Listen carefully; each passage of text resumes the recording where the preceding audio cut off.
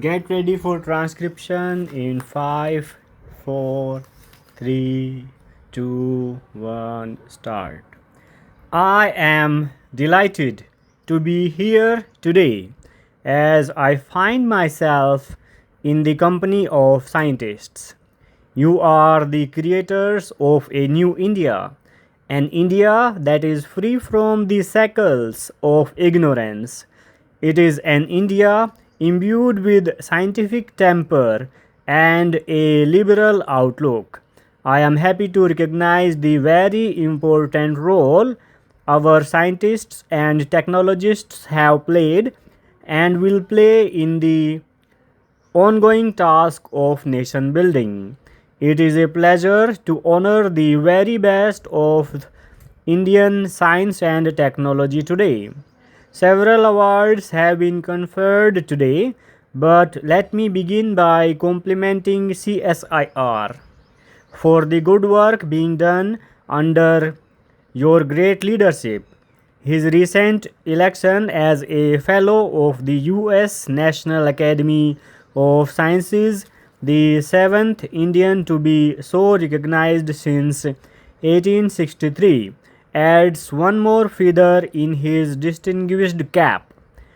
I also congratulate the winners of our most coveted science prize, the Shanti Swarup Bhatnagar Prize for 2004 and 2005. I am particularly happy that this prize is given to young scientists who are in their prime. Becoming a Bhatnagar laureate gives you a status that you will undoubtedly enjoy. However, it comes with many responsibilities, such as the responsibility to engage in good science. You also have the responsibility to serve the best interests of mankind and our natural inheritance. Most importantly, you will also have the responsibility to improve the quality of life and widen the span of knowledge in India. My very best wishes to you on the exciting journey ahead.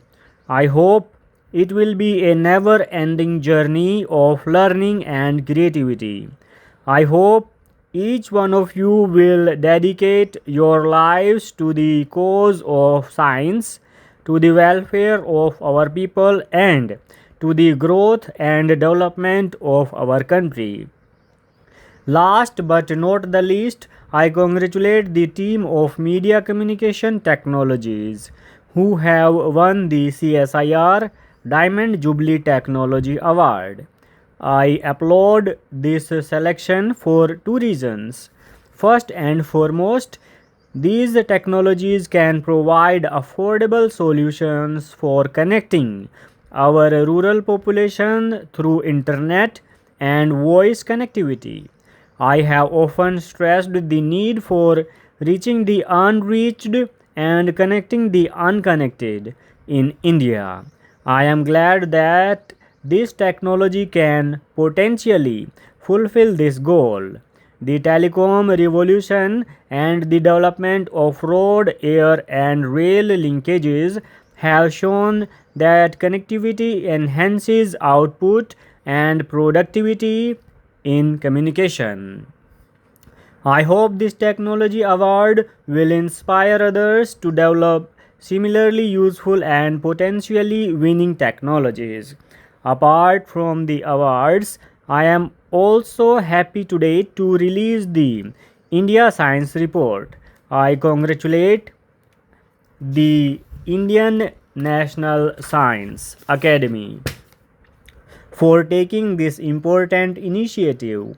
I also congratulate National Council of Applied Economic Research for their excellent work. In fact, I recall when Professor M.S. Whittle discussed this work with me, I had suggested that INSA should approach for such a study.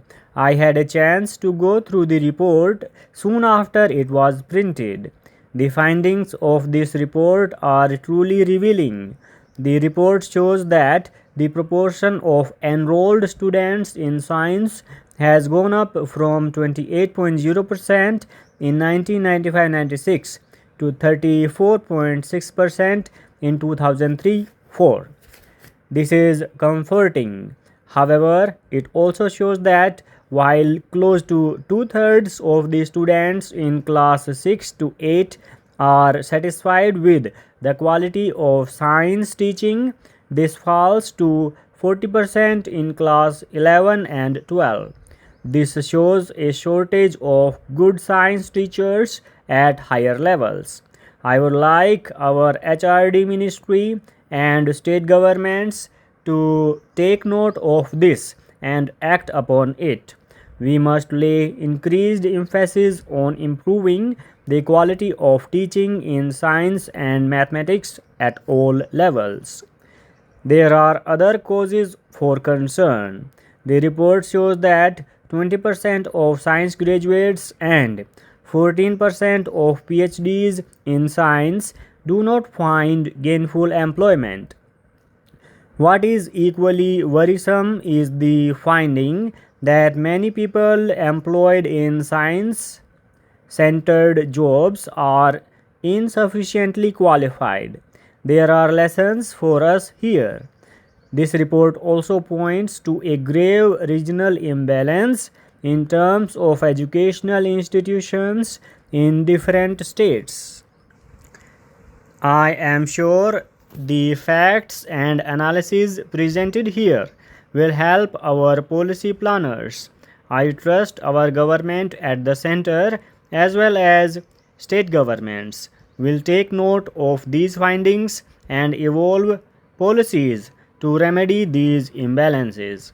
When I spoke here last year, I had reaffirmed India's commitment to basic science, applied science, and the promotion of excellence. I had committed our government to rebuilding the science base in the universities. I had also made a commitment to de-bureaucratize our S&T institutions, to restructure our S&T support systems.